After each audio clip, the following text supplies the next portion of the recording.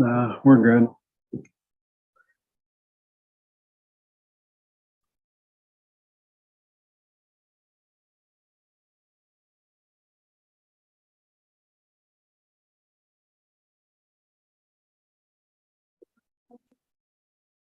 Okay, good evening and welcome to our West Perth Council meeting. Before we get started, I would ask that council and guests, if they so wish, will have a moment of reflection. I would ask that you keep in mind the Steinbaugh family in connection with the sudden passing of Jerry Ann Steinbaugh, a longtime employee of the, well, it was originally the Mitchell Police, and then she stayed on with the OPP. So let's keep the Steinbaugh family in our thoughts and prayers. So have a moment of silent reflection.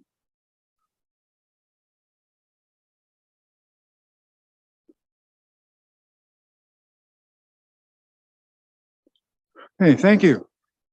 All right, we'll call the meeting to order then. First item is the confirmation of the agenda, and I assume there's no additions to the agenda tonight. So confirmation of the agenda as circulated. Moved by Councillor Rose, seconded by Councillor Harold. And just, I'm going to interrupt every once in a while tonight as we go along for the new members.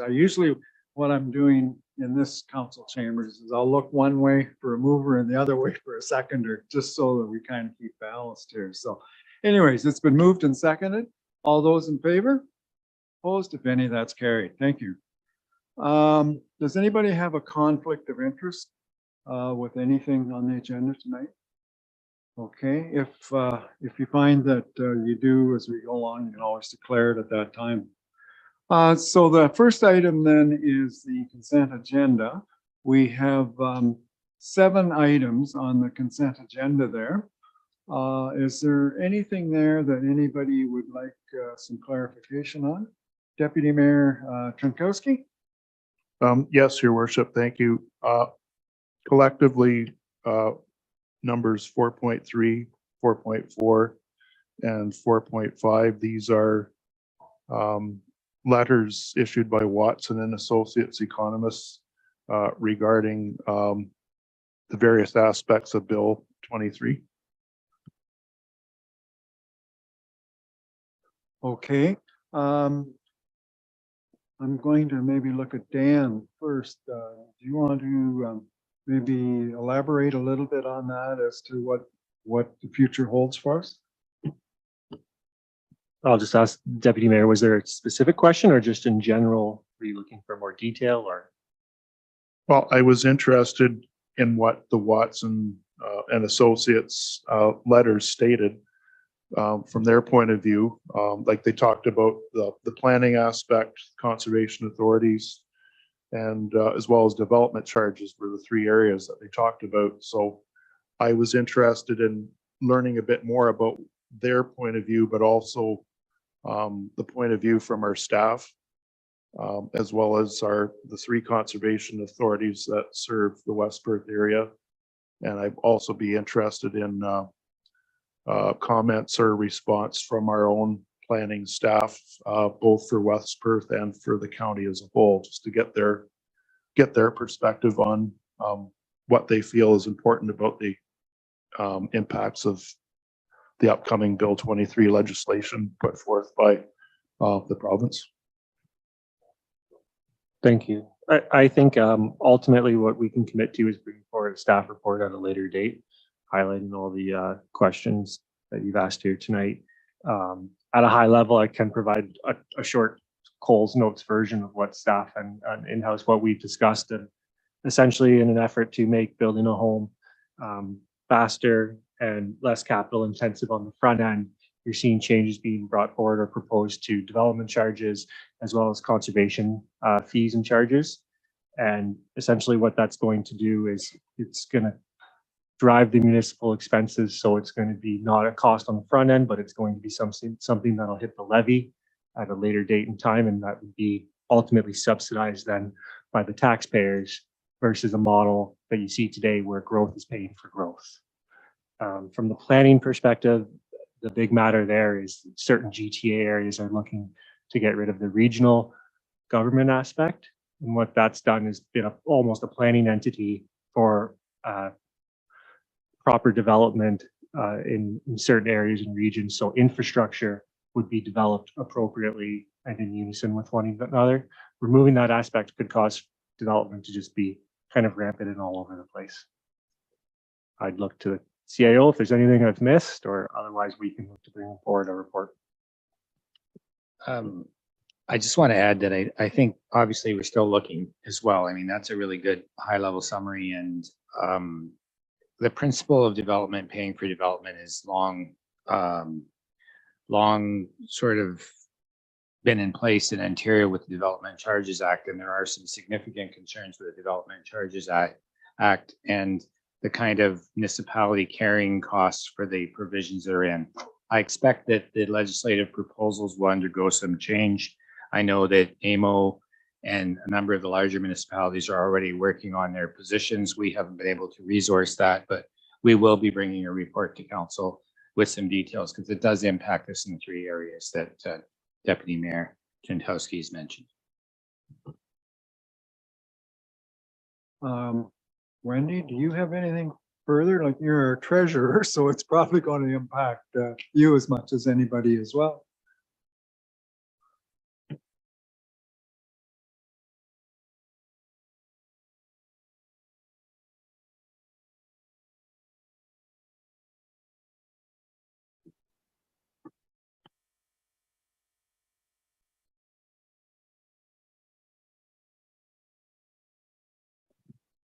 Sorry, is that better? Oh, yeah, that's a lot better. The DC charges definitely are going to impact the finance department. With the freezing of the rate, there's a little bit more administration to flag them. So we've been working with the building department and the planning department to try and find a process to flag when the application comes in, because that's when the DC rate is frozen. So knowing that will make an impact on the revenue received. It won't be at the time of the building permit. Those are my comments. Okay, thanks, Wendy. So, Deputy Mayor Trukowski, are you okay to leave this in the consent agenda, knowing that there's a further report coming back eventually? Yep, that will be fine, Your Worship. Okay, is there anything else in the consent agenda that anybody has any questions on or would like a little better explanation about? Right, I don't see any hands going up, so a motion would be in order that we accept the consent agenda from 4.1 to 4.5. Should be 4.7, right? Oh, the minutes are separate. Okay, 4.5 for information in the minutes of the November 7th, 2022 regular meeting and the November 16th, 2022 special council meeting. The swearing in ceremony. Do we have a mover and seconder to accept the consent agenda? Councillor Vink, thank you. And a seconder, Councillor Duck. All those in favor? Opposed, if any, that is carried. Thank you. Okay, we do have a zoning bylaw amendment to deal with tonight, and we're going to handle it just a little bit different. We're not going to recess out of council. We're going right into it.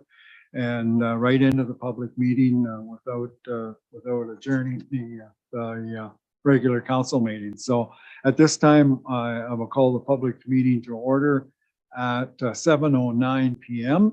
The public meeting is being held in accordance with Section 34 of the Planning Act 1990. Are there any declarations of pecuniary interest by any member of council? Okay, I would ask the clerk Hobson for the purpose of the public meeting. Thank you, Your Worship.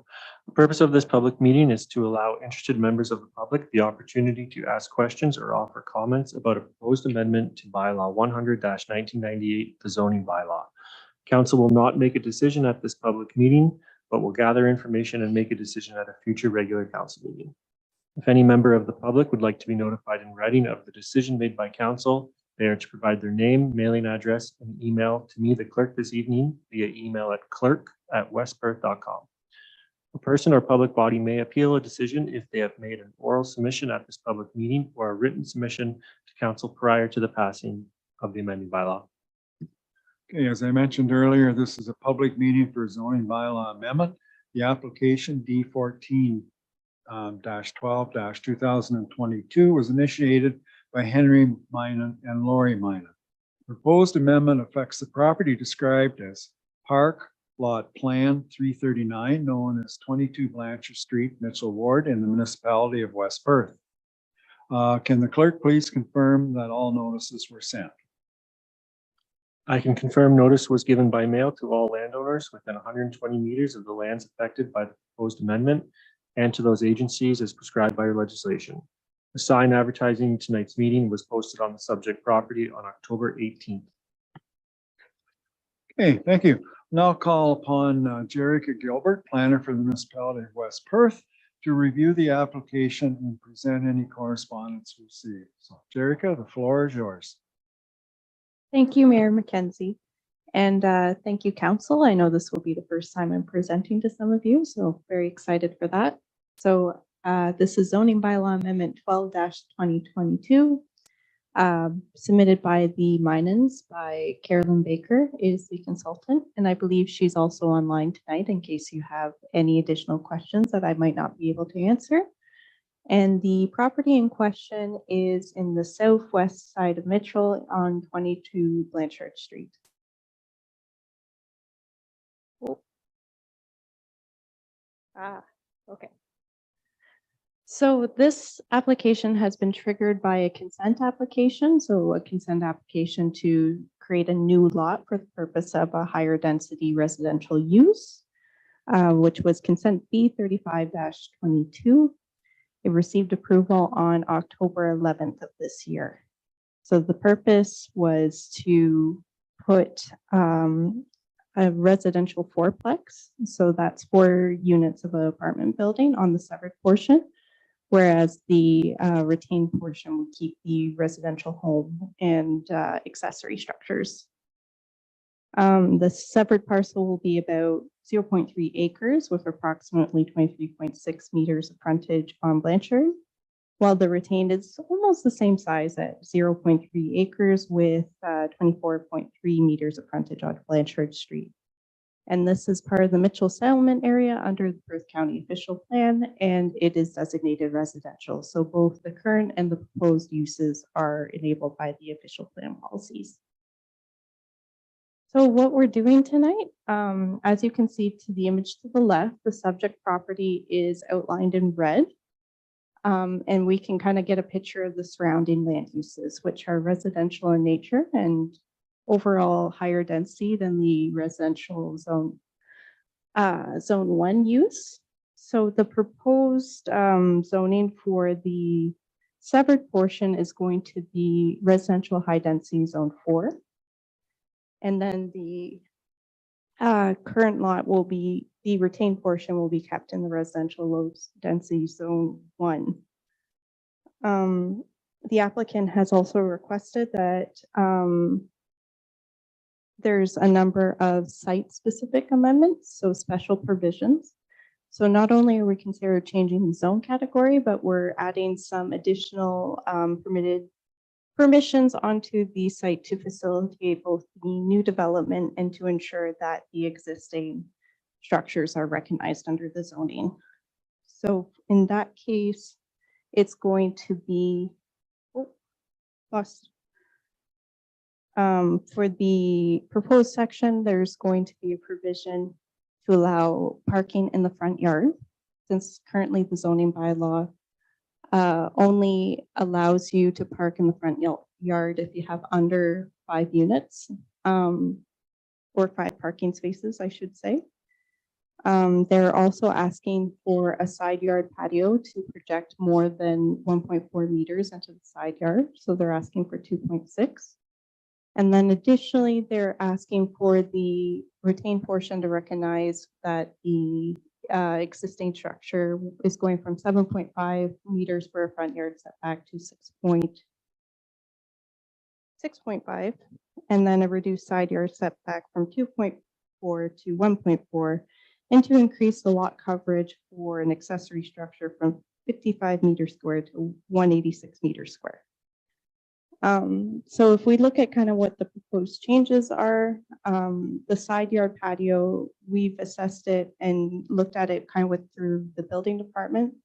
That is mostly aesthetic in nature, so we have that provision in the bylaw to kind of regulate certain looks of the property, and then also for stormwater management and lot coverage. In this case, the lot coverage is still below the requirements of the zoning bylaw, so we don't have as much concerns with the patios projecting now in that regard. And since it's bordered on both sides by privacy fencing, aesthetically, it's just going to be a benefit for the existing, for the next tenants, but that's kind of why we are judging as acceptable variance. The parking in the front yard, sorry, this is just an image of what the proposed fourplex will be. And the bottom image is the patios are going to project out from those doors.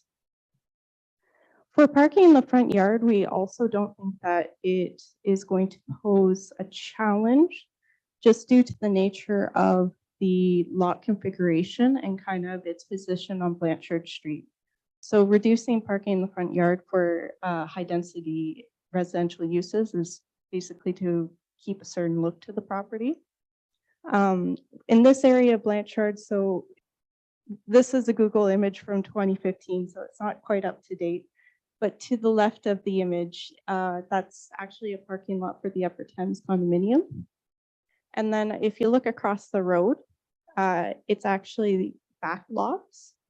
So we don't, with the increased boulevard that's there on Blanchard Street, we don't think that parking is going to be a detriment to any adjacent landowners or to the current residents. And it will actually provide a benefit to the current residents because then the backyard can be preserved for their private amenity space.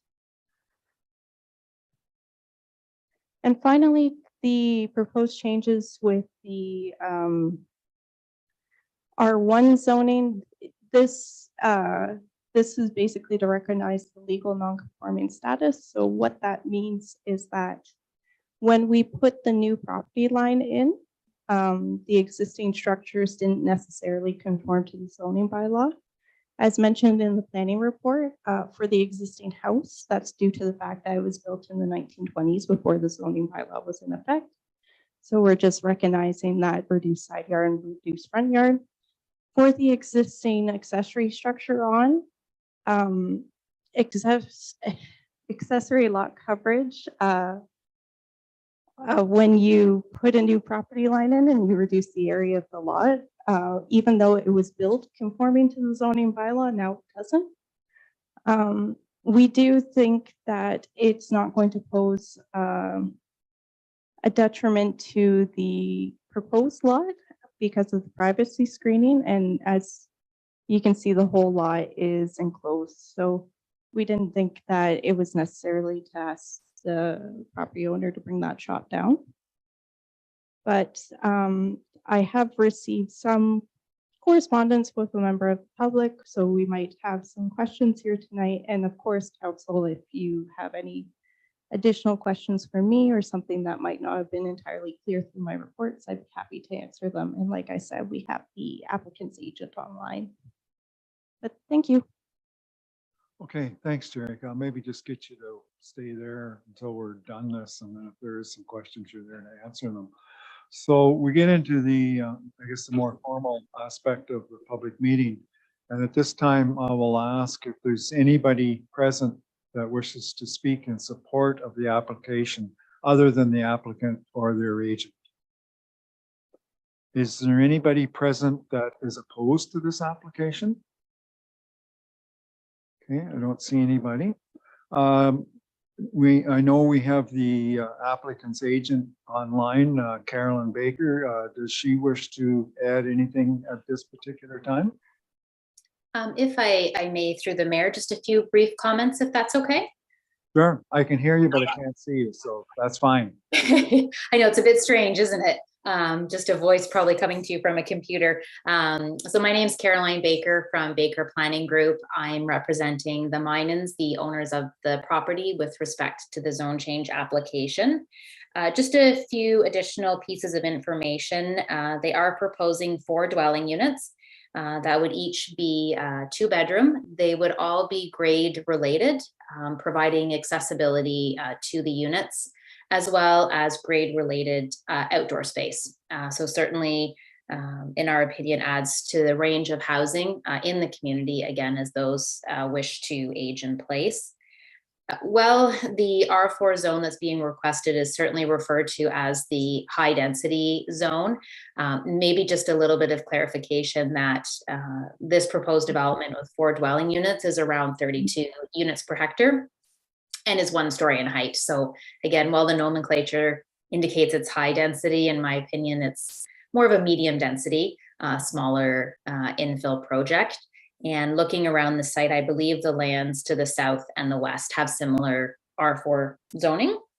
I think that's all I want to add, other that we're in agreement with staff's recommendations and conclusions, and can answer any questions if that's of help. Thank you.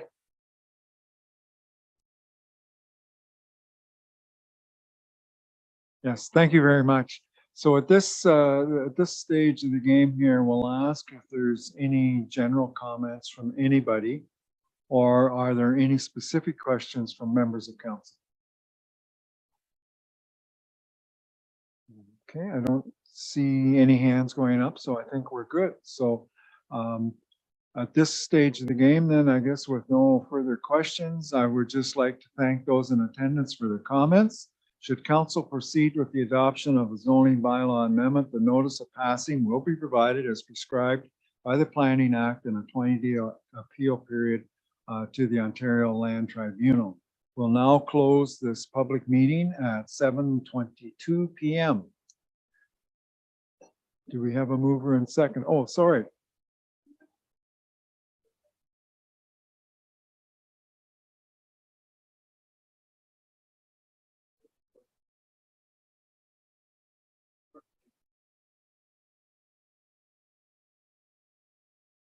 You can do it by email, Joe, but I think you just did it. So if you want it in writing, we'll send it to you.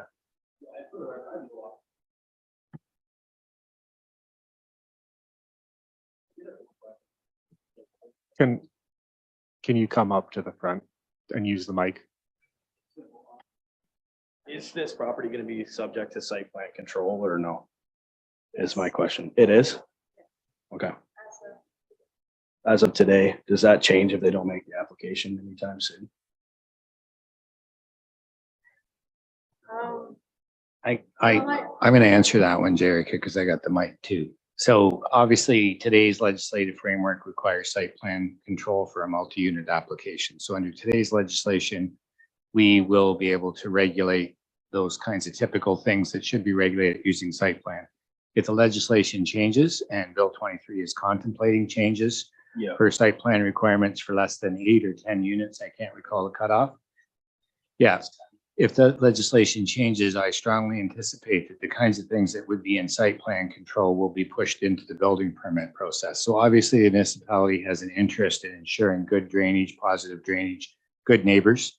And we'll be advocating for that to stay as a site plan requirement, because the site plan control requirements for us are very streamlined. It's been delegated to staff. Right. But if that gets removed as a requirement, we'll be needing to get it through our remaining processes, because we're not going to let, no drainage be a problem for us in the future. Well, thanks, Jeff. I don't have anything, so thank you. Okay, thanks, Joe. Okay, then I do have a resolution here that the Council Municipality of West Perth received the report titled Zoning Bylaw Amendment 12-2022 affecting lands described as Park Lot 46, Plan 339, 22 Blanchard Street, Mitchell Ward, Municipality of West Perth, and the council received the public comments related to this matter. We have a mover and seconder for that, Councillor Foster, and seconded by Councillor O'Donnell. All those in favor? Opposed, if any? That is carried. Thank you. Thanks, Jerica.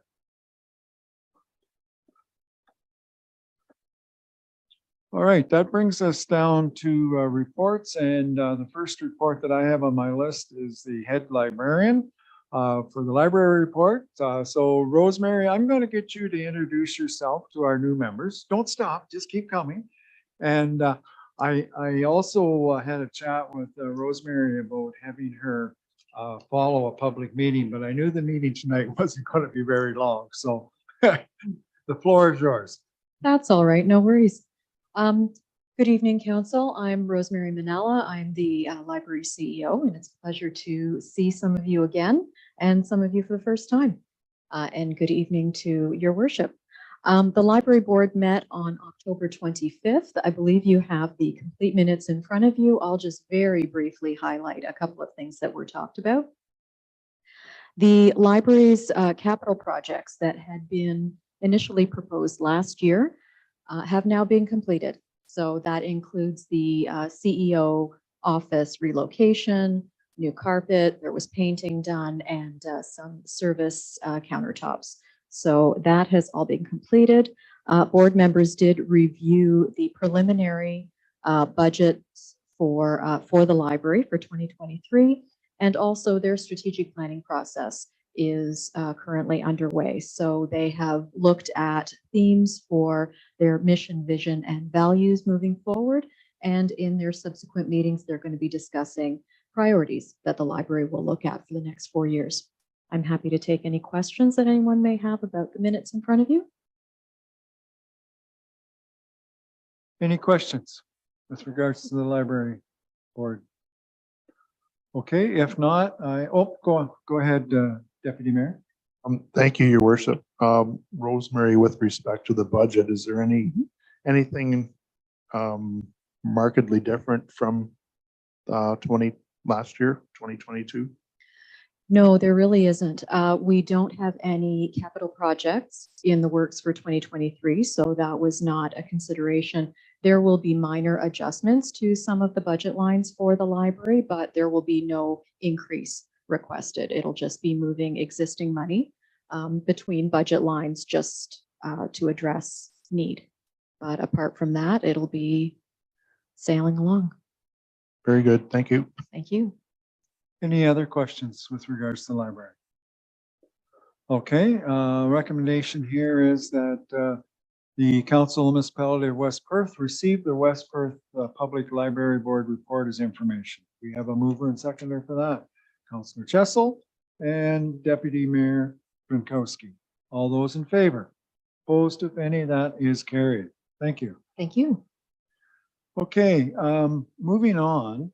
And I'm going to just back up a little bit because we do have some staff here and I don't know if anybody has any questions or anything they want to update us on. They don't have a report necessarily tonight, but we do have Bob McLean with us, our Chief Building Official. Anything update, Bob? We're going to have each department head make a presentation in a few minutes, so this opportunity is going to present itself. Okay. All right, we can do that. I'll think about it. All right, okay, good enough. Okay, moving on then. The next item then is the clerks, and we have a list of some appointments that are there. So Dan, I'll let you take it away. Thank you, your worship. Ultimately, just a housekeeping item for council tonight. A couple things that time is of the essence for. We are looking to get council permission to enter into a renewal agreement with Gregory Stewart as our closed meeting investigator. That is a Perth County-wide contract, and Perth County would be handling ultimately review of that. And it's been he's been our investigator since 2018. Additionally, we have just some committee appointments. We're looking for the Southwest Group for Asabo Bayfield Maitland Valley Source Protection Committee. This is a appointment that I believe there's 10 of us that all the municipalities need to agree on the appointment. And Dave's been on that committee for some time. So everyone was in agreement to bring him back forward to their respective councils. We have Karen DeHaan is our HR coordinator. We're looking at her being appointed as the representative to the Perth Municipal Association. Most of you have just attended that event, so you're familiar with that. Bit of a local professional development event. We have our joint advisory committee. And we're looking for 2 representatives from West Perth. And both Sharon and Janice have been on the committee for some time. And as well as, I know his regrets were sent tonight, but Councillor Phelps to be appointed as the chair for the Mitchell 150 Homecoming Committee. The report's outlined in detail each of those committees, and if there's any questions, I'd be glad to try and answer them. Okay, any questions for Dan on that? Okay.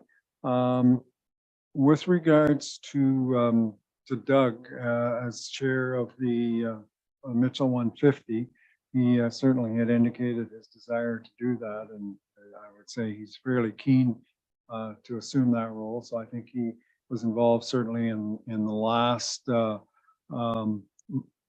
Mitchell reunion, I'll call it, that occurred, and he was I think he was maybe a vice chair in that. So I think he's certainly qualified. So the motion that we have is that council makes the following appointments to remain in place until replaced. Dave Frayne be appointed as West Perth recommendation to serve as the Southwest Group representative on the Salvo Bayfield Maitland Valley Source Protection Committee. Karen DeHaan be appointed as West Perth's representative on the Perth Municipal Association. Sharon Flanagan and Janice Cleggs be appointed to the Perth County Joint Advisory Committee to represent West Perth. And Doug Phelps be appointed as chair for the Mitchell 150 Homecoming Committee. Do we have a mover and seconder for those appointments? Moved by. Sorry, Your Worship, if I may, you just did the first part of the motion for Gregory Stewart. Oh, sorry. All right. First part of the motion. Still don't have the right page. Just a second. Here we are. That Council Municipality of West Perth direct the clerk to renew the agreement with Gregory Stewart as closed meeting investigator for another 2-year term.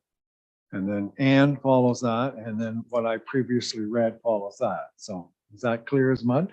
And it's moved by Councillor Rose, I believe, was it? And we had a seconded by, was it Councillor Chessel second that or not? Or did we have a second? We haven't got a second. Okay, Councillor Duck. Okay, very good. Are we clear as mud on that one now? All those in favor? Opposed, if any, that is carried. Now, can I talk about the 150 committee? In talking with Doug on the weekend, we did discuss when it should be. 2024 is the 150th anniversary of Mitchell, and it's the 26th, I think, anniversary of West Perth. We talked about a date when it should be, and I feel the date should be approved by council, probably by resolution.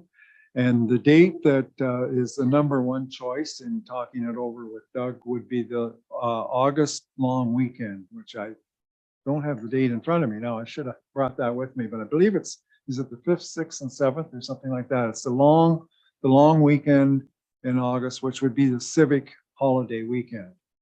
And the reason that we think it might be better, because on the July 1st holiday weekend, it tends to be a busy weekend. A lot of municipalities have Canada Day celebrations. So it gets away from interfering with some of those celebrations that happen. We did talk with Darcy with regards to the Arena and Community Center and the grounds over there, and we've tentatively booked, subject to council's approval, that weekend in August. And we do have a backup if you don't want that date, but the backup date, I'll tell you, was July 1st, but our first preference was the August 1st. And the problem with going after that is you start getting closer to the fair and other events and ball tournaments and one thing and another. So August long weekend is our preference. So I am correct on that right off the top of my head. I'm impressed. Gee. Okay. Do we have a mover and seconder to approve the August long weekend and the dates we'll put in the motion? So moved by Councillor Rose, seconded by Councillor Duck, that those be the dates for the 2024 Mitchell and West Perth homecoming. Any further discussion on that? Has everybody signed up for a committee? We expect everybody to do that. All those in favor? Opposed, if any, that is carried. Thank you. You're looking at me, Andrew. Yes.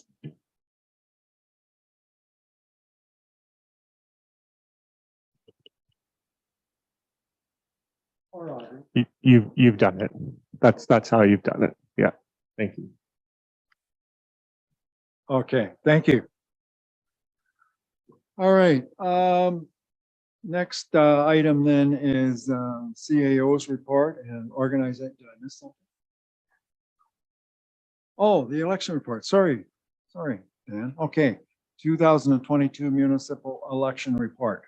You really want to get Bob McLean up here to introduce himself, I think. But thank you, Worship. So council's had the report and the public's had the report. I've kind of provided as much information as possible about the election. I think the election was successful, and I've also provided the accessibility report. And I think by means of utilizing online election as well as telephone, and by having this municipal building be wholly accessible, there wasn't very many, if not at all, accessibility matters throughout the election. So I've brought that report forward, and I'm just looking for council to accept it and provide any comments or ask any questions that they may have. Okay, any questions on that report? I have to admit, I heard nothing negative about the whole election. Actually, a lot of good comments about how staff assisted with them doing the voting, and I think it was very well received. If there's no questions, then a recommendation is that the Council Municipality of West Perth receive the 2022 municipal election report as information. We have a mover and seconder. Moved by Councillor Brink, seconded by Councillor Chessel. Any further discussion? All those in favor? Opposed, if any, that is carried. Okay, can I do the CAO now? All right, organizational overview. Jeff? Thank you. I moved over to the podium because we'll each use the podium as we go through our presentations. Just want to mention as a precursor to going into this presentation. Good, you're getting it up there, Hannah, thanks. And I think I can change the slide myself. Yeah, good. I'll just want to mention that this is kind of the introduction to the departments. It's really intended to be a very high level introduction. We're going to put you through some work on strategic planning starting at the meeting next Monday night. And this introduction tonight is this opportunity to get you familiar with staff and what each department does, and give you some time to think about the conversation we're going to have next Monday night. The organizational review I want to cover in, it doesn't let me change it once you make it full screen. There, okay. So today's agenda, what I'm going to cover is just a high-level organizational overview, and really going to use the organization charts to guide that conversation.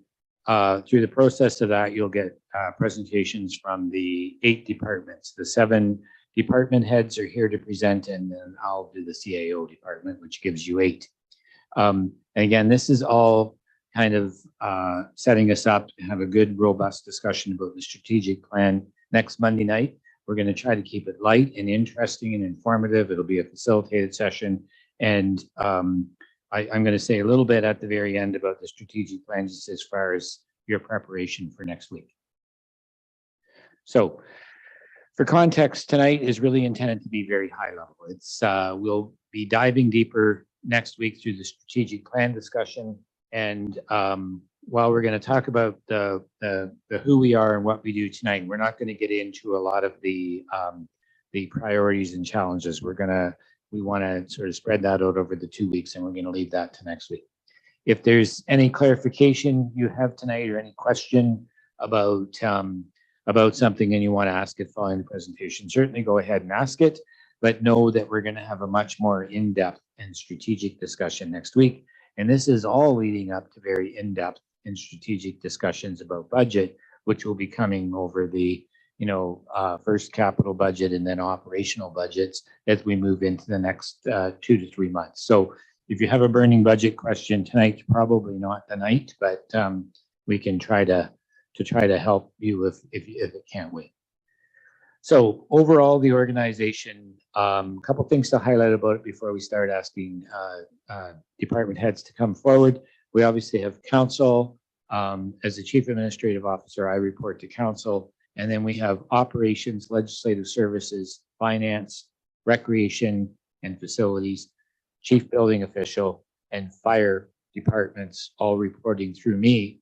And I want to just mention that we also have a bit of a unique arrangement here in West Perth in that we have a library board, which operates under a separate piece of legislation. But because of the integration of our library services employees, the facility, and the assistance we provide to the library board and the library CEO is on our org chart because the library staff are employees of the municipality. And that arrangement works very well in our case. It's been a very positive arrangement, and it just allows really good use of the resources, and it saves the library having to do their own AP and their own payroll, and they're obviously then able to utilize the kinds of benefits and both pension and health benefits that we have because of that arrangement. So that makes us very unique, and it's very unique that a local municipality runs their own library, because most libraries are run at the county level. And I'll let Rosemary say the rest about the library when we get to her presentation. So at this point in time, I'm going to turn it over to Operations Manager Mike Kramer to say a few words about the Operations Department, and then we'll continue on through the managers, and I'll wrap up with the CAO department and a quick explanation of the next steps. Perfect. Good evening. I'd like to welcome this council, new and old, and I look forward to working with you. So the Operations Department, it's basically broken up into three components: our environmental services, our urban, and our rural. It's has a total of 18 employees underneath me. And you can see the components there of from environmental right down to operations. So environmental services, what's environmental services? It's everything related to the MOE. So that's your potable water, our water distribution system, our wastewater, which is our pumping stations and our treatment plants, and our solid waste, which is garbage, and to our landfills. So we have multiple landfills, 2 active, 1 mothballed, and 2 in closure. In operations and roads, we manage over 520 kilometers of roads. We have 117 bridges and structures, and anything that under or over 3 meters in span classifies as a bridge and culvert. So we have a lot more culverts and bridges that just don't follow under that criteria under the OSIM. We also look after the infrastructure, the sanitary and storm sewers. We also do sidewalk maintenance. We have close to 40 kilometers of sidewalk, and it's growing every year with new developments coming on stream. And of course, as we all know, last week winter hit, so we are dealing with winter maintenance, which is 24/7 now. Some of the highlights for 2022, of course, we reconstructed Georgina Street, and that was from St. Andrew all the way to Wellington. And when we do a reconstruction, that's a full reconstruction. So that's water, sewer, storm, new road base, sidewalk on one side, curb, and asphalt. We also reconstructed Henry Street, and that was to complete one of our major storm sewers in that section. That was from St. George to St. Andrew, or the beer store, as more people are familiar with. Also, we replaced the structure 010F on Road 150. We do multiple bridge and culvert projects a year, but that was our big one this year. So that is the high dollar valued one where we go out to tender for. Resurfacing, we have a resurfacing program that we complete every year. And last year we paved sections of line 46, 21, and 24. And as mentioned earlier, we also did various bridge and culvert repairs. We also are currently working and dealing with a grant ICIP Green Stream, which is a grant to do upgrades to our water distribution center, which is at 123, which is located right beside the OPP station, if everyone is curious on where that building is located. And also, we always have been, well, over the last 10 years now, we've been doing some landfill capital work, which is relocating the McDougall municipal drain. So right now, with the footprint of our Mitchell domestic landfill, we have a municipal drain that's running right down the middle of it. So in order to expand our landfill and to get the full usage out of it, we are relocating that municipal drain to the east side, which is a huge cut job of fill in order to do that process. So we have been doing it and on taking it ourselves and just do a little bit of that work every year. And I believe that should be it.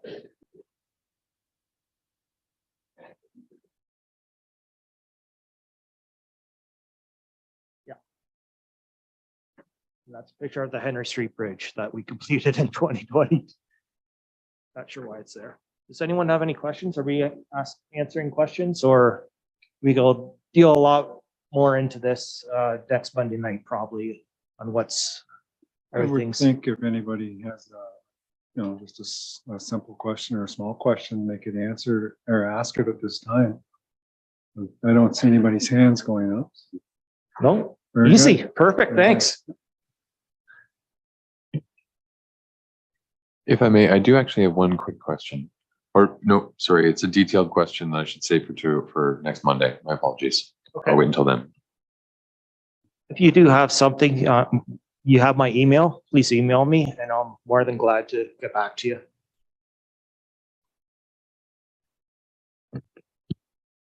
Thank you, Mayor Mackenzie and Council. I'm Darcy Cook. I'm the manager of recreation and facilities.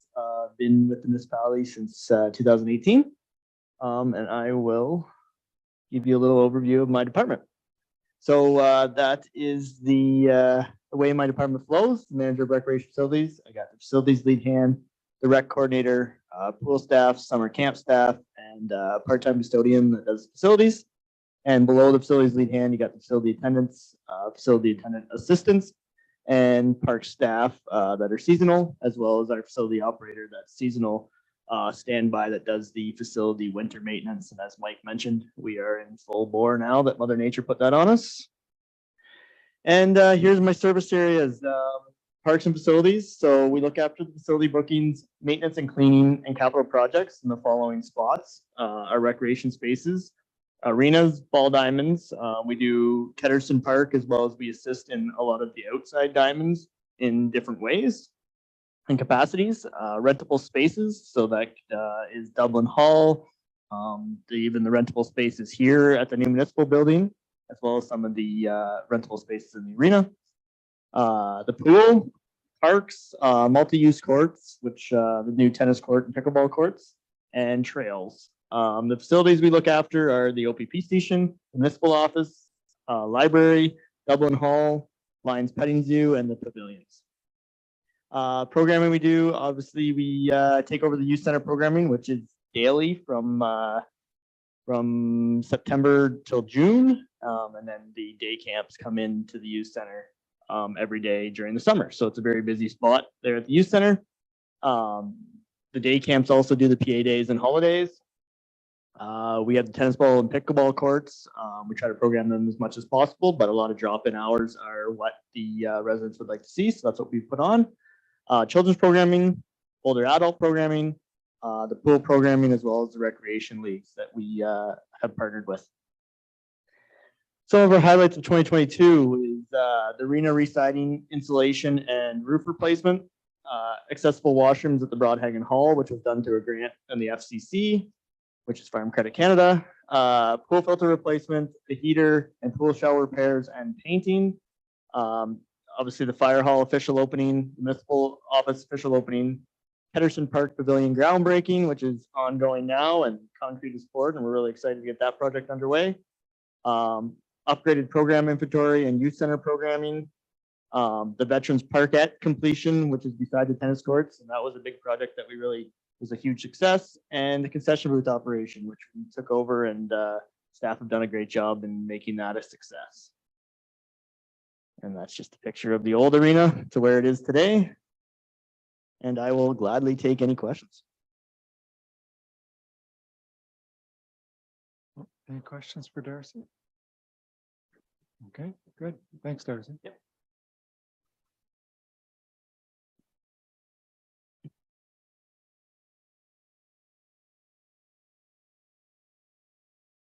Good evening, Mayor and Council. I know most of you, few new faces, but congratulations on the election.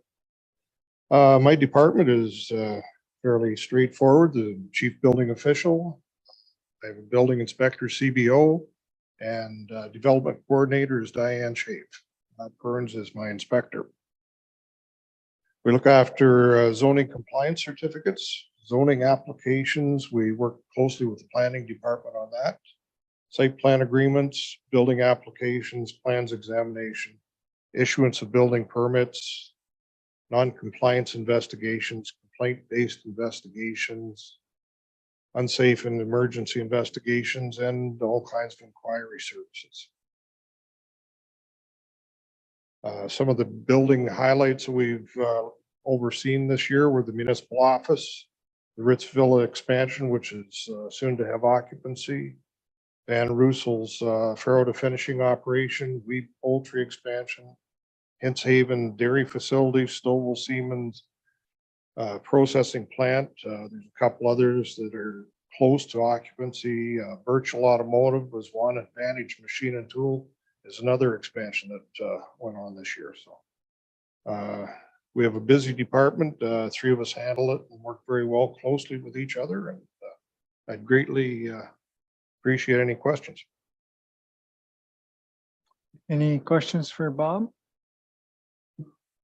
Just compile a list and next week. Okay, Dean, go ahead. Just a brief question, Bob. The rate of building applications received at your office, is that showing any signs of slowing down anytime soon, or is it too early to tell for next year? I think it's too early to tell. We in 2020, when we took on Cloud Permit as a computer-based application software, we realigned some of our building permit applications. We condensed our sanitary sewer and water permit in with the building permit and the plumbing permit were all consolidated. So our permit numbers are down a little bit, but the volume is still there. I don't know what the new legislation is going to bring in. I think it's too early to tell on that, but our permit numbers are fairly consistent from last year. Thank you. Thanks, Bob. Okay, Rosemary.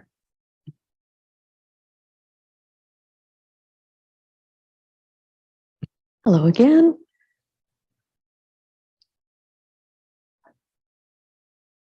At the library, we only have the one building, and we have staff members who share the responsibilities that we oversee in terms of collections, programs, services, and other resources. So we have library assistants, library programmers who focus specifically on programming for all ages. And we also have student pages.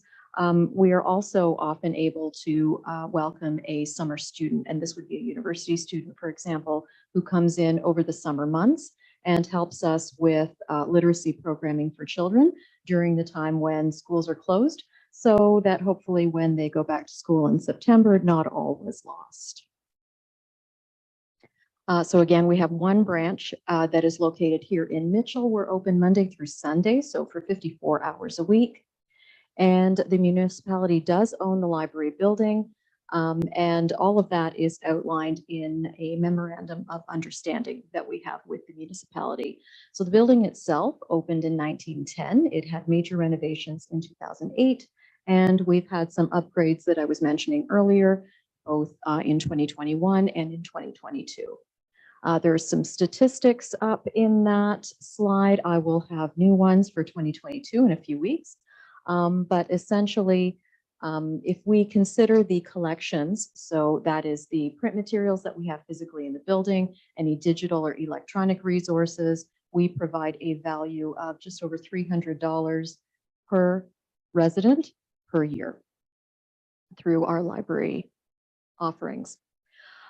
The West Perth Public Library is part of the Perth County Information Network, so PCIN. And what this is a partnership among all of the 5 libraries in the 5 municipalities in Perth County. So we share our resources, and that just allows our collections budgets to be stretched as far as they can possibly go. We are also members of the Ontario Library Association. They accredit us, so they basically recognize us as an official public library in the province of Ontario.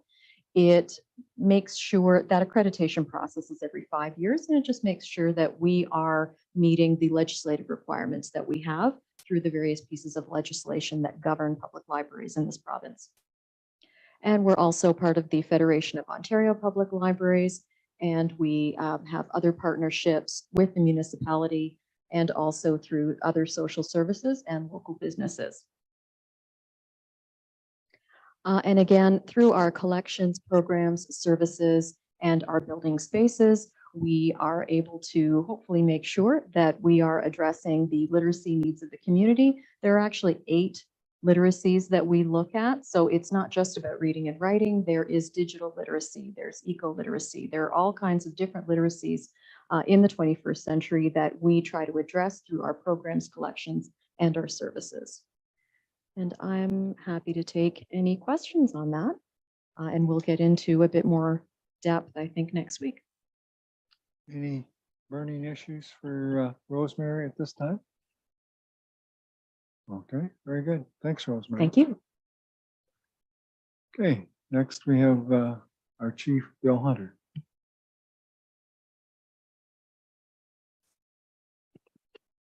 Great. Thank you, Mr. Mayor and Council. Welcome to everyone. If I haven't met you, my name's Bill Hunter. I'm the fire chief. And I'm going to take you through a short little journey here. Oh. Okay, so the fire department here in Mitchell, we have 27 members on the fire department.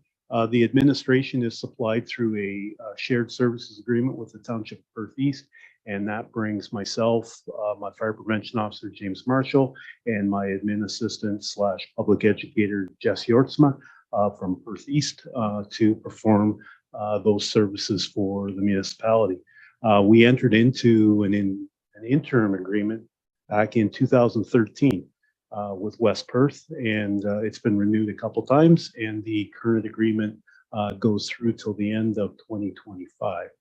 So you're stuck with us till then. So,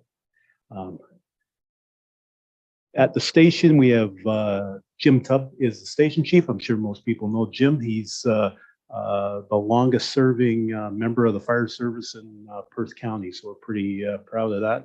He's celebrated now 42 years of service with the fire service. The fire department works under the Fire Protection and Prevention Act.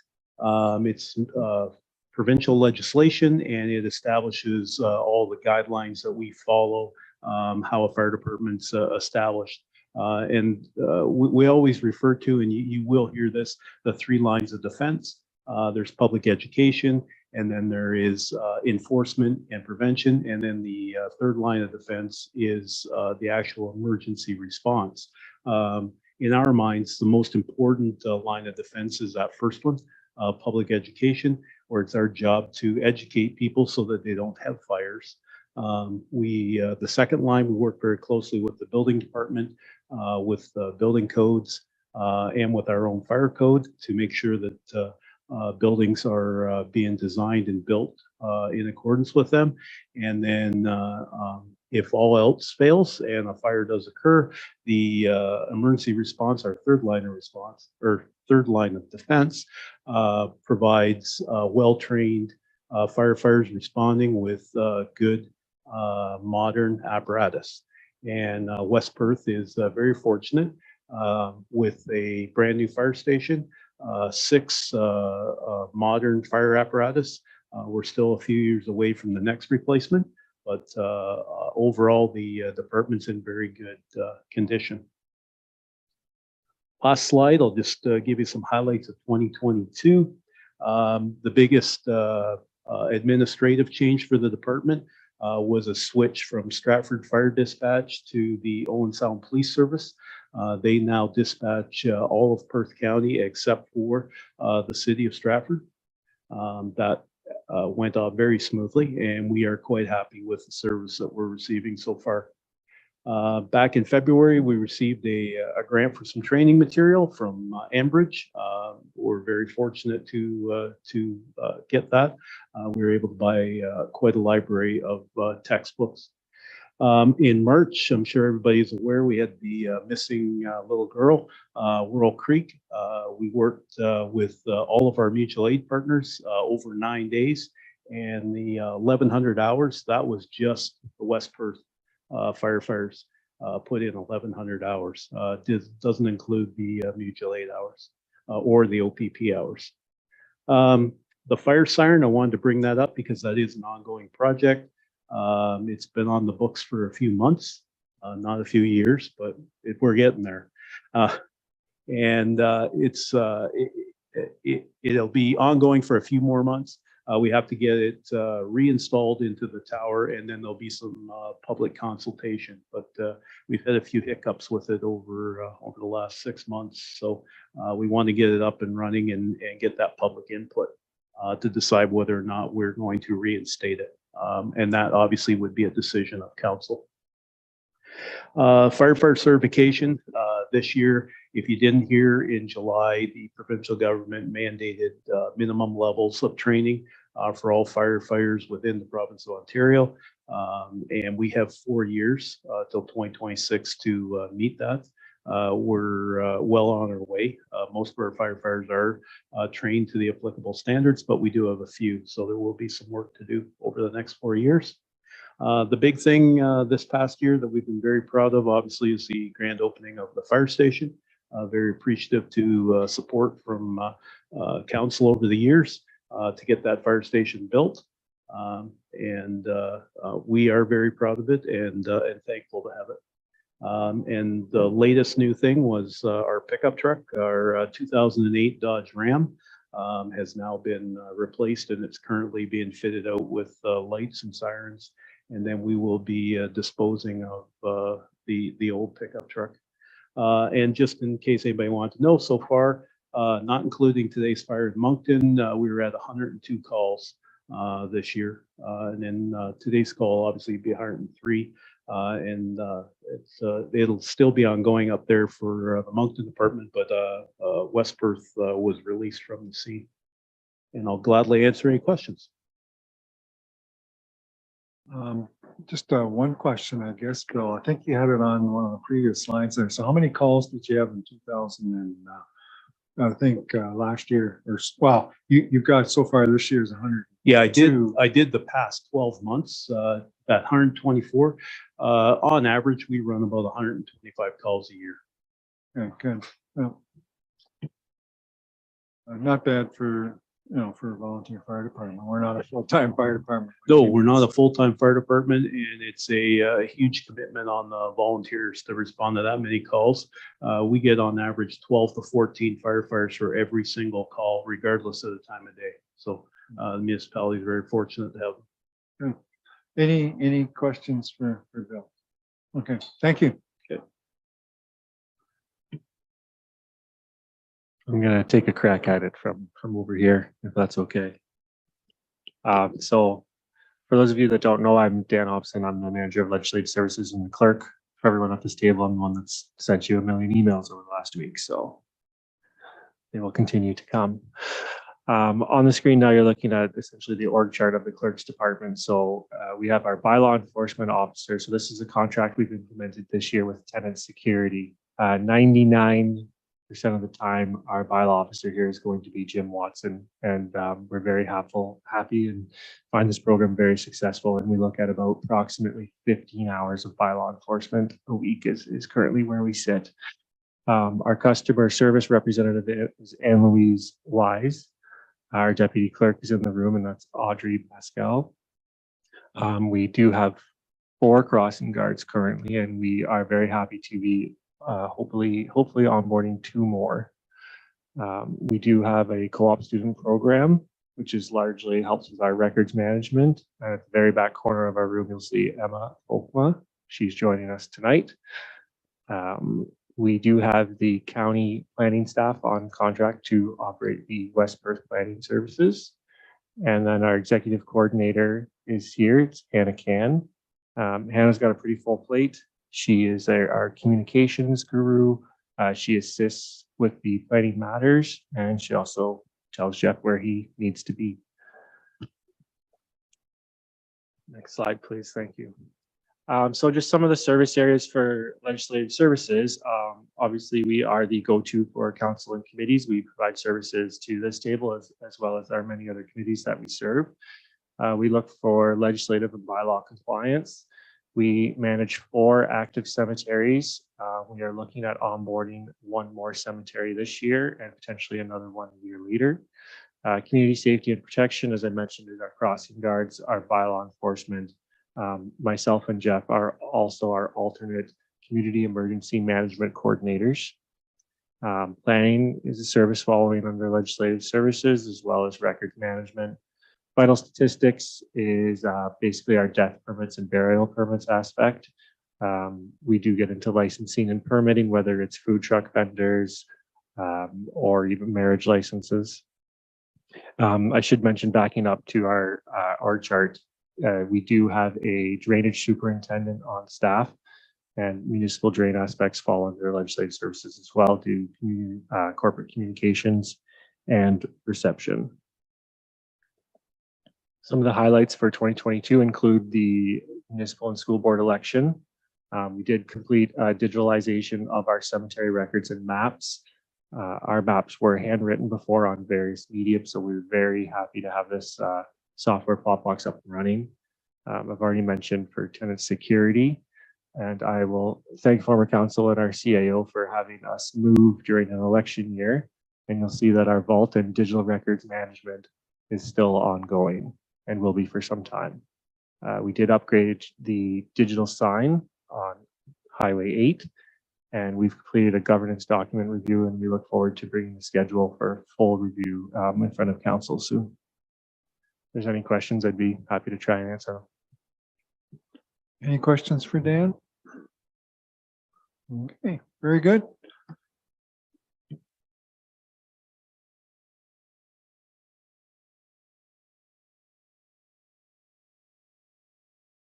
Good evening, Mayor and Council. I'm Wendy McMurray, Manager of Finance for West Perth. I've been here for about 1.5 years. See if I can get this thing to work. Oops, jumped. There we go. So in our department, we have myself and we have a deputy treasurer, utility and AP clerk, tax and revenue analyst, and an asset management technical analyst. And so, the next slide. So some of the services that the finance department looks after is definitely the budget, both operating and capital, put it all together.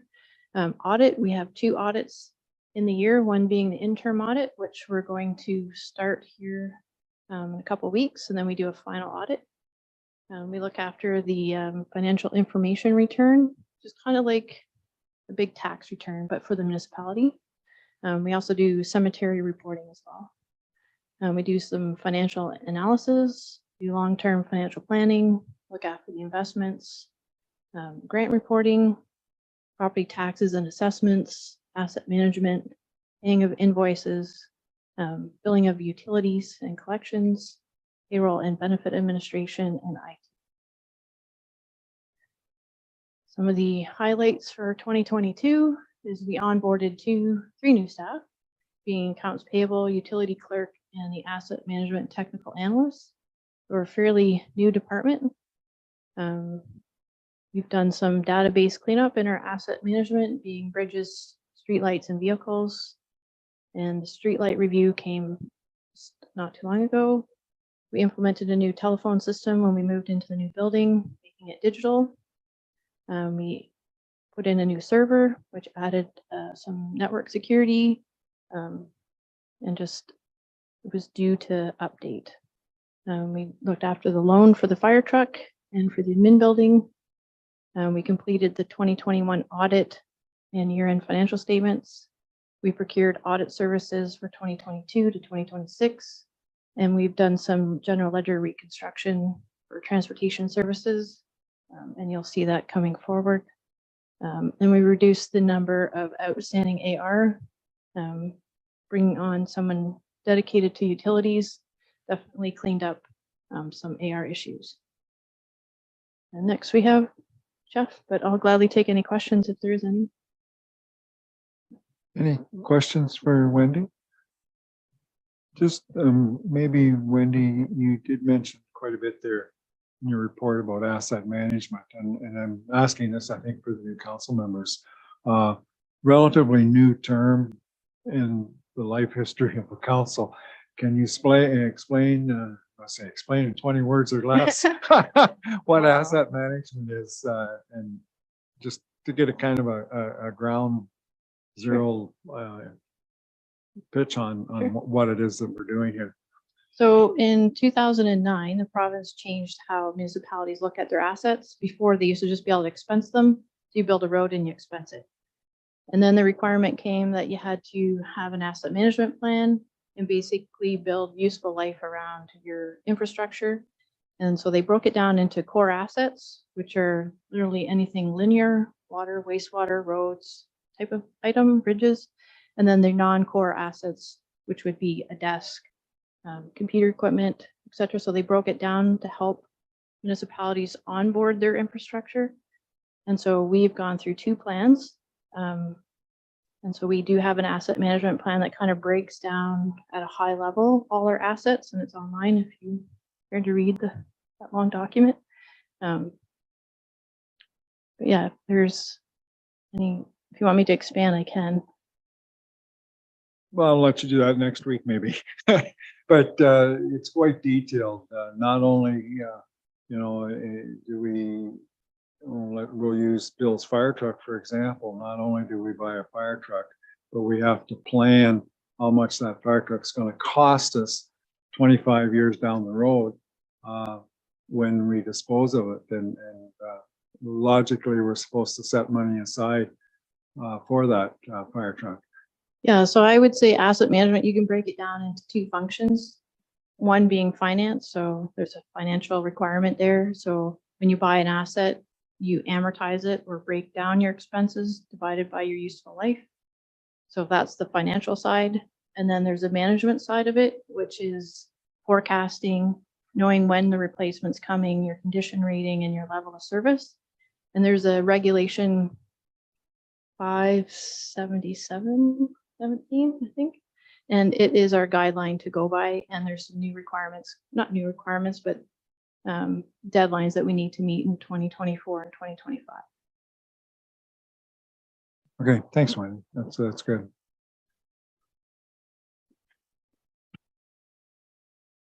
Great, thanks. And I'm going to cover the my department. And so the areas of service are, first of all, senior leadership team. So I'm the manager of the managers, so to speak.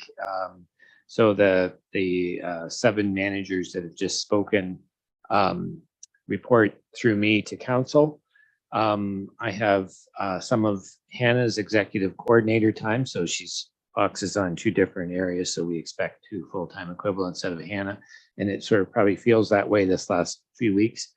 I have the BIA coordinator reports to me as a part-time position, 10 hours a week, and actually Dan and I are negotiating some changing around of that position and who it reports to. And I have the human resources coordinator reporting to me, although I retain the title of human resources manager for the organization. So the coordinator role we have is really a human resources implementation professional, and the human resources management role still stays with the CAO. The areas of service that I am responsible for are economic development. Obviously, the local part of economic development, we have a large area of economic development that's provided to us by the county, but there's also a large local component of that in terms of looking after our own economic development on the ground in West Perth. Land sales and rental go through my office, and all land sales and rental. And land purchases as well, I should mention. It's land transactions and rental, corporate leadership, corporate strategy, so the strategic plan, corporate liability and legal, and then of course human resources.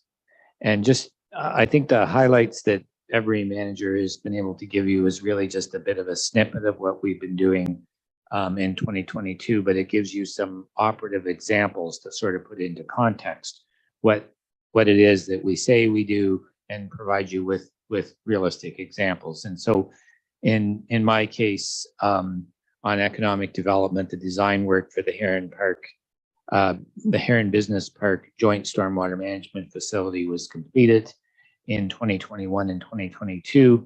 And we're working away at that, not at the pace I'd like, but it's just a matter of having the other partner cooperate. We did a 2021 year in review newsletter. Which we distributed to we distributed quite widely in the municipality. And we did the recent business mixer. So if anyone came last week to the business mixer, that was an economic development event, which was the responsibility of the Economic Development Committee, and we put legs under it. On the land purchases, land sales area, it was a very, very busy year, 2022, and it's still going to be very busy into 2023. There's 14 active files of land sales and land purchases, and these files require quite a bit of work on the council end, and then quite a bit of work to get them through the purchase and sale agreement, purchase or sale agreement, whichever may be the case, and through to registered sale, and then tidying up the paperwork after that.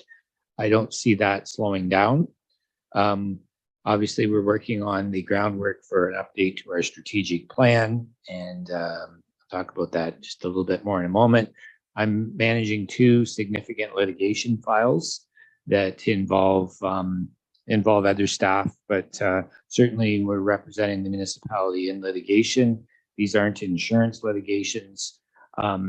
There are other types of litigation, and actually we're making tremendously good progress in both files for the benefit of West Perth, but it's a part of our current environment that it can become litigious, and these are the kinds of updates, litigation updates, and updates on land transactions in human resources are the kinds of updates we will provide to council in closed session because of the sensitive nature of that information. And then on the human resources side, there have been a number of significant challenges that have been managed with human resources, none the least of which is new legislation and policy requirements coming from provincial legislation changes. And we've made it all the way through this presentation, however many minutes it's been, have not said the word COVID, which it's quite, I think, quite intentional and something we're quite proud of. I think that we've done everything we can to ensure that this municipality is not defined by having gone through a global pandemic, but rather that we pushed through and kept our business functioning and kept our investments and our approach to our work moving through COVID and not using it as an excuse.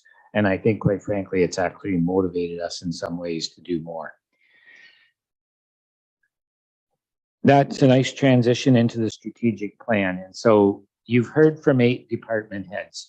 You've seen, I think, 39 slides that demonstrate to you that the corporation of the municipality of West Perth is a very complex corporate entity which operates in an extremely and highly regulated, extremely complex and highly regulated legal environment. The organization has high obligations, and we should have high obligations because we represent ratepayers, we represent taxpayers, and we represent the people that live in our community, and even to some extent, the people that work in our community and live elsewhere, and vice versa, the people that, and so the 9,000 residents, or roughly 9,000 residents of West Perth, rely on the municipality to provide services. And, you've all heard the talks about how on a daily basis, the services that you encounter most are municipal services, although we tend to be one of the lower profile levels of government when it comes to exposure in the media. And I think that we take pride in being very accountable to our citizens. With that very complex regulatory environment and the burden of that very significant responsibility that we affect the lives of 8,900 plus people, we need to be very strategic about the way we function. We can't be chasing our tails. We can't be chasing lost leader ideas. We have to be very deliberate. We have to be very aware of our past and be very aware of where we've come from, but we also have to have an eye on, as Gretzky would say, where the puck's going, not where it is. And as a municipality and as a council, we have to be very, very aware of that and on it. And we can use the strategic planning process to step back from these day-to-day responsibilities and from this sometimes overwhelming day-to-day busyness that we have, to step back and think big picture, to step back and think, what are the challenges that we're facing? And I'll just tell you, there's financial challenges, there's legislative challenges, there's capacity challenges, and there's just managing change. And if you read any of the Bill 23 information that came at you, there is a significant amount of change coming at us. And that's just the most recent version. And to rise above all of that change and all of that responsibility, we need to be very strategic, and we need to be very, I think more so than ever, very aware of what our goals are, what our priorities are, how they fit into our overall mission and vision, what's in our lane and what's in the lane of others. And many of you have just come off being at many doorsteps where I'm certain you heard passionate suggestions for changes to the way we do business, and probably often expansion to the services that we offer, all in a climate where we're expected to keep our taxes in check. And we are very well positioned in terms of our tax level, but we have significant challenges. And I think you have to think no further than the challenges that are presented to us by asset management, with the amount of assets that we own, and with the fact that our buying power, because of the increased costs of managing those assets, is extraordinarily being impacted, to the point that that money has to come from somewhere, or you have to slow down your capital work. And obviously there are huge consequences to slowing down your capital work, because if you don't keep things up, you're going to have trouble. So in all of these cases, we have important decisions to make, decisions about whether we are legally obligated, decisions about whether we have legal agreements that are commitments, and decisions about whether we can really move into new areas of service when we maybe have changes to make to the areas of service we have. It's too late to back out. I'm sorry, but this isn't an unmanageable thing. This is a really good news story. West Perth is a very, very good news story. And we are in very good position, but I cannot emphasize enough our need to rely on strategic decision-making. And so we have a long-term strategic plan. It was written with 20 to 30 years in mind. It is really intended to be about a 4 or 5 year plan. I have given copies to all of the councillors, so you don't have to do everything online. I think that strat plan we'll go back to, but I only need to say that it was adopted just before COVID, and say to you for just a moment, think about the change that's even occurred since we've been in COVID, and think about how that plan may not have anticipated all of the kinds of things that have happened to us legislatively, economic development wise, inflation wise, changing in housing. And so the homework assignment is we're going to ask you to go through that strategic plan, which is fairly recent, but a lot has changed, and look at the mission, vision, goals, priorities, and the values of the organization that drive our choices, and be prepared to come back next week and to talk about how things in our community are changing and whether or not there are areas in our strategic plan that we need to enhance. I think there's always the opportunity for areas that you might decide to not put as much emphasis, or we may have identified strategies in our strategic plan in the fall of 2019 and spring of 2020 that either can be abandoned now because they've been completed, or they have to be abandoned now because the landscape that we operate on has changed. So we want to revisit that strategic plan, and my goal is that we will take that 24-page document in front of you and update it with a relevant set of priorities as we move into the budget exercise, which will fall into an exercise of capital budgets and then operating budgets and ultimately budget approval in late February or probably realistically March, which is that is a normal practice for municipalities to approve their budgets at that time. That's the challenge we have before us. Again, if you'd like to see the strat plan online, it's on our website. If you have questions, you can think about that, how you might respond. There'll be a facilitated conversation about what's changed in our community. And I would challenge you to think about this week. We don't want to put you on the spot next week in a facilitated session, but because it's a strategic planning conversation, and because it's a conversation that talks about making choices and thinking and training and listening to the opinions of others, we're able to do it in a workshop environment. And in that workshop environment, we can do collective discussion and decision-making about what our priorities might be that will be very helpful for us in setting our trajectory for the future. So if there are questions this week that you have, please don't hesitate to send them in. If there's a complex question that you want to ask next week, if we know about it, we can better prepare for it. The way for any of you that heard George Cuff's presentation in Stratford, George is very adamant that everything go through the CAO. And it's probably the best at a technical level that everything go through the CAO, but at a realistic, pragmatic application level, it's not. And the advice I'll give you is that if you have a very straightforward operational question that is a quick answer, please feel free to ask the managers directly. If you're sending us an email and you'd like to copy me, that's fine, just so that I know the traffic. But don't feel you have to contact me and ask me the question, and then I'll contact Mike and ask the question, then I'll get back to you and give you the answer, because it's like a game of telephone and it's not that productive. But where I would like to know and where I would like to be involved is if you ask much more complex questions, which take the time of staff and which are sort of broader policy questions, please share those with me and the manager, and we'll work to answer them. And if they're going to become a lot of work, the bottom line is that we're all very busy, and the managers are extraordinarily busy now. And this is just, it's typical. It's like this all the time.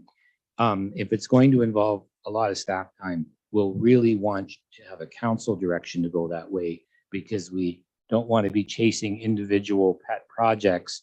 And so we'll talk to you about that. We'll communicate that. So please don't hesitate to ask questions, but know that the answer might be yes, straightforward answer. Yes, a little more complicated, we'll get it.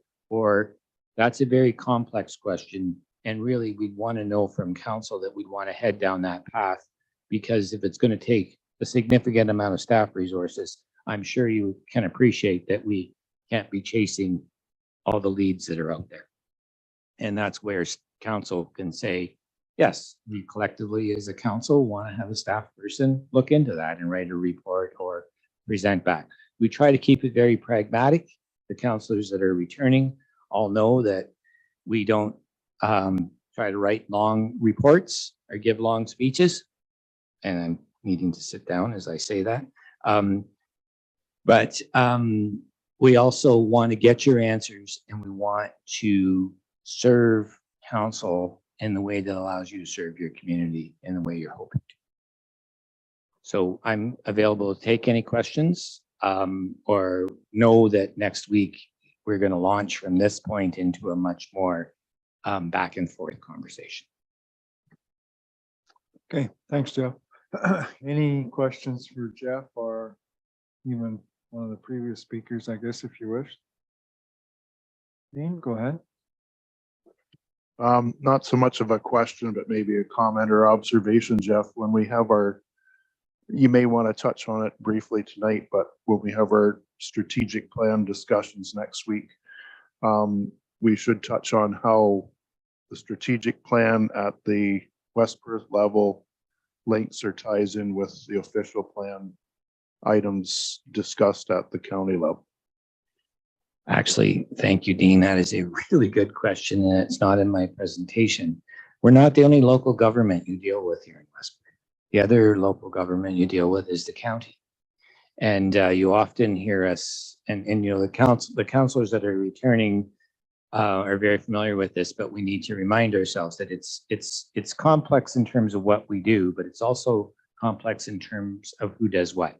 So yes, we have the County of Perth, who has services, a range of services. And again, some of that was presented at the joint orientation session about what the county looks after.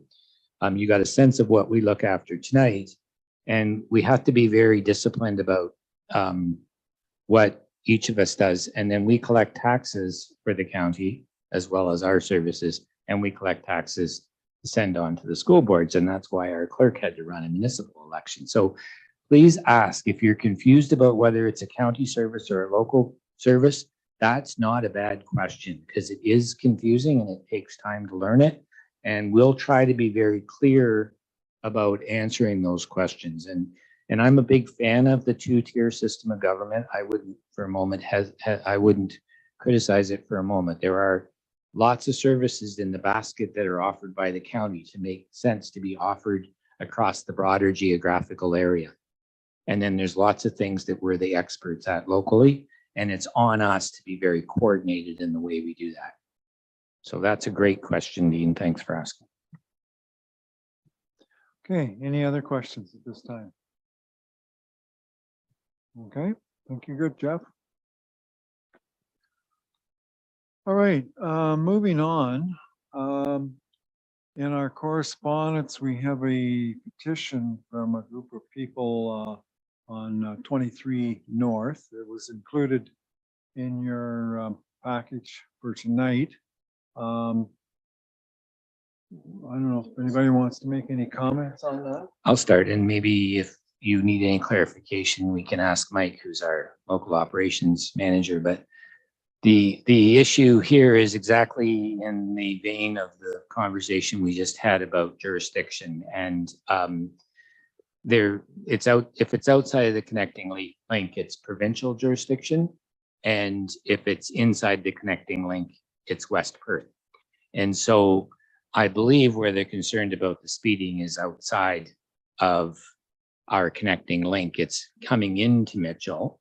And so it's a difficult question for us to answer because it's a section of highway that we don't have a lot of discretionary control over. Okay, so just to elaborate a little bit more, then my connecting link starts on Francis Street, right? The mic, Mike. Sorry. Yeah.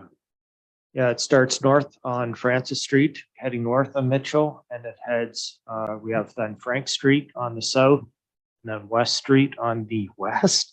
And then right at Hammond's Garage or the Jehovah Witnesses is our other boundary. So wherever you see a yellow triangle sign coming into a town and it has CL on it, that means connecting link. So that means After that point is our jurisdiction. Everything else is the provincial. And then, of course, everything that starts with Perth Road or Perth line is the county's jurisdiction in West Perth. Okay, so what do we do with the petition then? Like, I guess there's no issue in taking it to the police services. Board. I'd recommend you take it to Police Services Board, and then the police will have to reach out to the MTO and deal with it talk to there. and deal with the MTO on that Right. situation. Right, okay, all right, so that's basically what the recommendation is here, that the council municipality of West Perth refer the petition to the West Perth Police Services Board as a budget item for their consideration. And yeah, I don't think there's any further. They run about what, $6,000-7,000 a unit? Yeah, no, that's fine. Yeah, they run around 6,000 or 7,000 per unit. All they do is display the speed. They don't do any physical camera work or enforcement. And the issue that you'll probably be looking at this location is the distance for the radar to do the sensing has to be such a distance away from the center line to be able to properly read the oncoming traffic for the speeds. So within the connecting link and then this potential location, the distance and the road width is 100 feet is their road allowance. So they have a lot wider shoulders than what we do in West Perth. So actually putting up a sign may be a very difficult it will be very difficult for them to meet the guidelines for the distance separations to the center line for them to work properly. Okay, but we can refer it to Yeah, Police just Services Board and let the OPP contact on it. So I did read the recommendation that it be referred to West Perth Police Services Board as a budget item for their consideration. Do we have a mover and seconder for that motion? Councillor Duck and seconded by Councillor Harold. Any further discussion on that? All those in favor?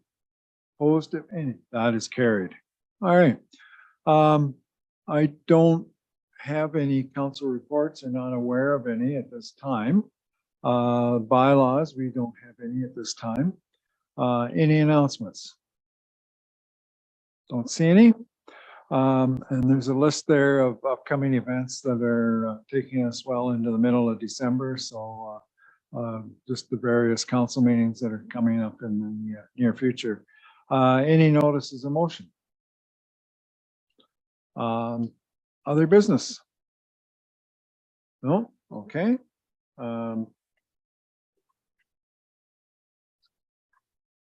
We do have a closed session.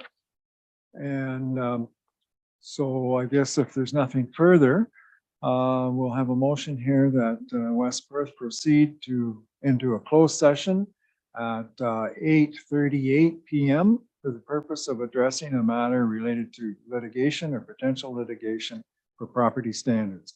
Do we have a mover and seconder for that? A move by Councillor Rose, seconded by Councillor Foster. All those in favor? Opposed, if any? That is carried.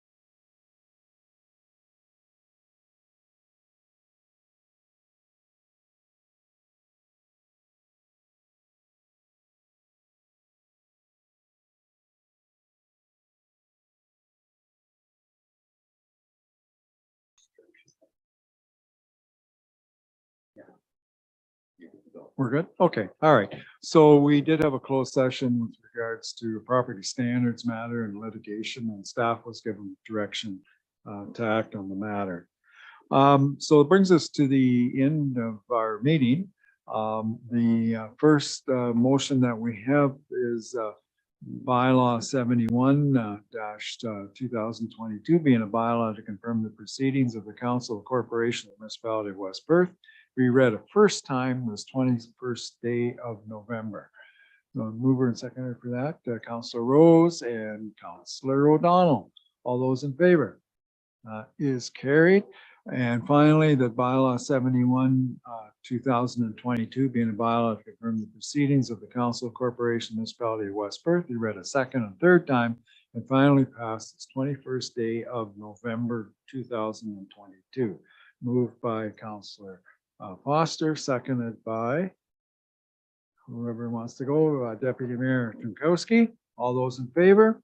Opposed, if any? That's carried. And finally, a motion that we do adjourn. I haven't got my computer up. I don't know what time it is. 9:19 that we adjourn at 9:19. Moved by Councillor Harold, seconded by Councillor Rose. All in favor? Opposed?